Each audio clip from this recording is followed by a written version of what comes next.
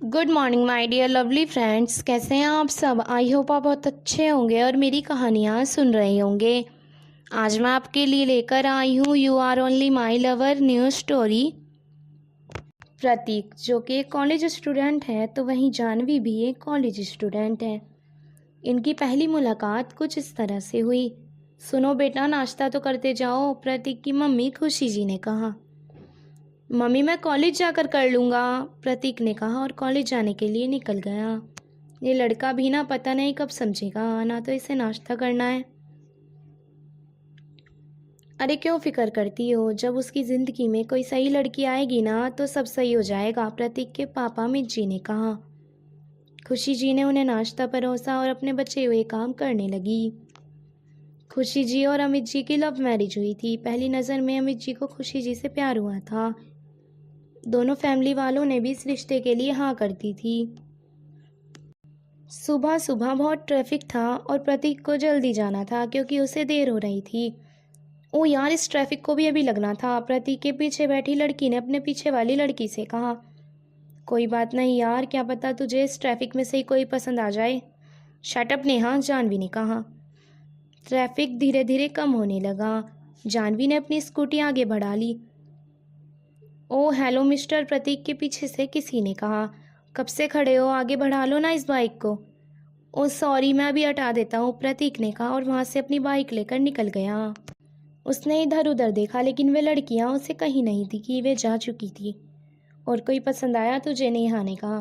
पागल हो गई है तू, जानवी ने कहा। पसंद का तो पता नहीं पर अच्छा जरूर लगा है, जानवी ने कहा।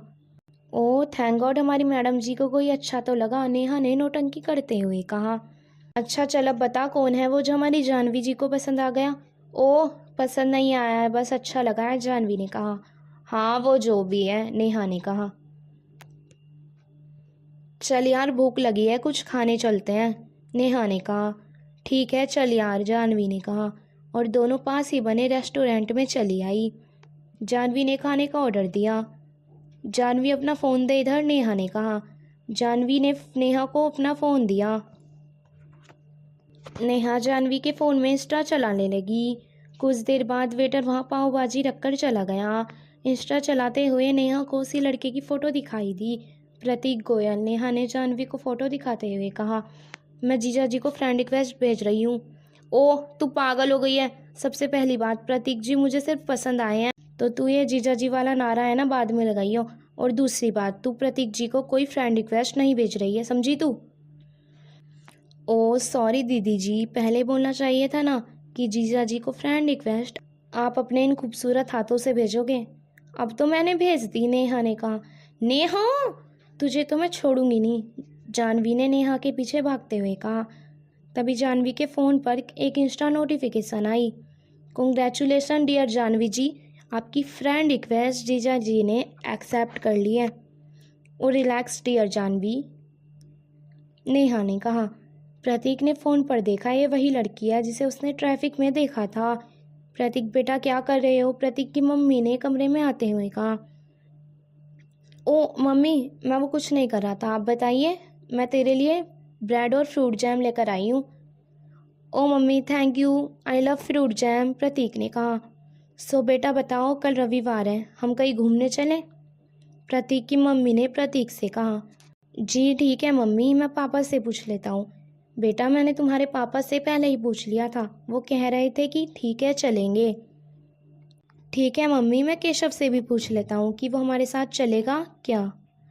केशव और प्रतीक बहुत ही अच्छे दोस्त हैं। प्रतीक और केशव पहली बार अपनी कॉलेज की कैंटीन में मिले थे और दोनों काफ़ी स्मार्ट थे। हेलो केशव, प्रतीक ने फ़ोन पर केशव से कहा। क्या कर रहे हो। कुछ नहीं, तू बता। सुन, मैं मम्मी घूमने जा रहे हैं तो तू भी चलिए हमारे साथ, प्रतीक ने कहा। हाँ मैं चलूँगा, पर मैं मम्मी पापा से पूछ लूँ, केशव ने कहा। तो उसकी टेंशन मत ले, मैंने पहले ही अंकल आंटी से पूछ लिया है। ओके, एक बात पूछूं, प्रतीक, केशव ने कहा। हाँ पूछ, प्रतीक ने कहा। तुझे वो लड़की पसंद आई, कौन सी लड़की, प्रतीक ने थोड़ा अनजान बनते हुए कहा। ओके पसंद नहीं है तो कोई बात नहीं। ओ यार बहुत पसंद है, ओके बाय, केशव ने फ़ोन काट कर जेब में रखते हुए कहा। काश तू उस लड़की से फिर मिले, कौन सी लड़की? केशव के पीछे से उसकी मम्मी कविता जी ने कहा। कुछ नहीं मम्मी, मैं तो ऐसे ही कह रहा था, वो अगले हफ्ते कॉलेज में फंक्शन है ना। केशव सफ़ेद झूठ बोल गया। ओके, कविता जी ने कहा। मम्मी, हाँ केशव बोलो बेटा, कविता जी ने कहा। मम्मी, प्रतीक और प्रतीक की फैमिली घूमने जा रहे हैं, तो मैं भी जाऊँ उनके साथ? केशव ने मम्मी से पूछा। ठीक है बेटा, अपने पापा से पूछ लो, कविता जी ने कहा। ठीक है बेटा, तुम चले जाना, केशव के पापा ने कमरे में आते हुए कहा। थैंक यू पापा, केशव ने कहा और खुशी खुशी प्रतीक के घर जाने के लिए निकल गया। केशव ने प्रतीक के कमरे में आते हुए बेड पर बैठते हुए कहा, यार प्रतीक मैं नहीं जा रहा। ओके, नो प्रॉब्लम, प्रतीक ने दबी हंसी हंसते हुए कहा। यार प्रतीक मैं जा रहा हूँ। हाँ पता है, अंकल ने मुझे फ़ोन करके बता दिया था, प्रतीक ने बैग में कपड़े रखते हुए कहा। अच्छा वैसे कहाँ जा रहे हैं हम लोग? केशव ने सवाल किया। बनारस, प्रतीक ने एकदम से कहा। वाह, बनारस, बहुत नाम सुना है मैंने बनारस का। कहते हैं वहाँ सच्चे मन से कुछ मांगो तो ज़रूर मिलता है, और भोलेनाथ की भक्ति, शंखनाद, आरती का स्वर मन को शांत कर देता है, केशव ने कहा। सुन प्रतीक, क्या पता तू उससे बनारस में ही मिले। काश तेरी ये बात सच्ची हो। मिले वो बनारस में मुझे कुछ इस तरह, सी घाट पर बैठे इंतज़ार हो से मेरे आने का, प्रतीक ने खोए हुए स्वर में कहा। उसे पता ही नहीं चला कि खुशी जी और अमित जी उसके पीछे खड़े हैं। खुशी जी और अमित जी ने एक साथ कहा। प्रतीक बेटा, कल हम तुम्हारे लिए बनारस में लड़की देखने जा रहे हैं। ठीक है मम्मी, प्रतीक ने बड़ी मुश्किल से कहा। नहीं आंटी, केशव ने कहना चाहा तो प्रतीक ने उसका हाथ पकड़कर उसे रोक लिया। कुछ कहा बेटा तुमने? नहीं मम्मी, कुछ नहीं कहा इसने, मैं तैयार होकर आता हूँ। प्रतीक के मम्मी पापा वहाँ से चले गए। केशव ने प्रतीक की आंखों में पहली बार नमी देखी थी। मैं अभी जा रहा हूँ अंकल आंटी को बताने, केशव ने जाते हुए कहा। तू कहीं नहीं जा रहा है, प्रतीक ने उसका हाथ पकड़ते हुए कहा। पर क्यों यार, तू तो जानवी से प्यार करता है ना। कोई बात नहीं यार, प्रतीक ने कहा। तू पागल हो गया है, तू उसे कभी नहीं भूल पाएगा, केशव ने जाते हुए कहा। तू कहाँ जा रहा है? मैं घर जा रहा हूँ, मुझे कोई शौक नहीं है तुझे कुएं में कूदते हुए देखने का, केशव ने कहा और नीचे चला आया। बेटा केशव, तुम घर जा रहे हो क्या? जी आंटी, बाय, केशव ने कहा। ओके बाय बेटा, खुशी जी ने कहा।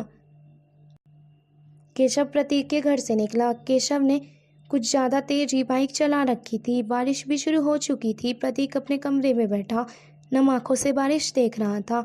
बेटा कल हम बनारस जा रहे हैं लड़की को देखने। ओके मम्मी, प्रतीक ने कहा। मैं केशव को भी बता देता हूँ। ओके बेटा, खुशी जी ने कहा। अमित जी ने खुशी जी को नीचे किसी काम से बुला लिया। प्रतीक ने केशव को फ़ोन लगाया। हाँ बोल, केशव ने फ़ोन उठाकर कहा। यार वो मम्मी कह रही थी कि तू भी चलियो हमारे साथ। ओके मैं चलूँगा, बाय, केशव ने कहा और फ़ोन काट दिया। प्रतीक के मन में कई सवाल आ जा रहे थे। प्रतीक सोचते सोचते ही सो गया। केशव भी बिना खाना खाए ही सो गया। कल सुबह 10 बजे प्रतीक तैयार था। केशव भी तैयार होकर आ गया। हेलो केशव, तू आ रहा है ना? आ रहा हूँ, नहीं आ चुका हूँ, केशव ने कहा और फ़ोन काट दिया। प्रतीक नीचे चला आया। हेलो आंटी, हेलो बेटा, हेलो अंकल, हेलो बेटा, अमित जी ने कहा। चलो बेटा, खुशी जी ने कहा। यार प्रतीक एक बार और सोच ले, कह रहा हूँ तुझे, केशव ने प्रतीक से कहा। क्या हुआ बेटा केशव? प्रतीक की मम्मी ने पूछा। कुछ नहीं आंटी, ऐसे ही, केशव ने कहा। सभी बनारस पहुँचे। बनारस पहुंचकर सभी लड़की वालों के घर पहुँचे। प्रतीक और केशव ने सभी को नमस्ते किया। नमस्ते बेटा। जानवी बेटा आ जाओ। जानवी सबके लिए चाय ले आई। जानवी ने सभी को चाय लेने को कहा। केशव तो उसे देखकर खुश हो गया, बस प्रतीक ने ही अपना सर झुका रखा था। केशव ने प्रतीक से कहा, यार तूने कहा था ना अगर मिलना होगा तो ज़रूर मिलेंगे, देख प्रतीक देख। प्रतीक ने देखा, ये वही जानवी थी। जानवी ने भी प्रतीक को देखा। जी हमें तो ये रिश्ता मंजूर है, प्रतीक के मम्मी पापा ने कहा। जी हमें भी ये रिश्ता मंजूर है, तो हम इन दोनों का अकेले में बात करने देते हैं। जानवी प्रतीक को लेकर ऊपर छत पर चली आई। उनके पीछे पीछे ही केशव भी चला आया। पता है भाभी, प्रतीक बहुत रो रहा था यहाँ आने से पहले। केशव ने अब तक की सारी बात जानवी को बता दी। जानवी मुस्कुरा दी। सो फ्रेंड्स, कैसी लगी आपको you are only my lover story? मुझे कमेंट करके ज़रूर बताएं। मैं मिलती हूँ आपसे जल्दी।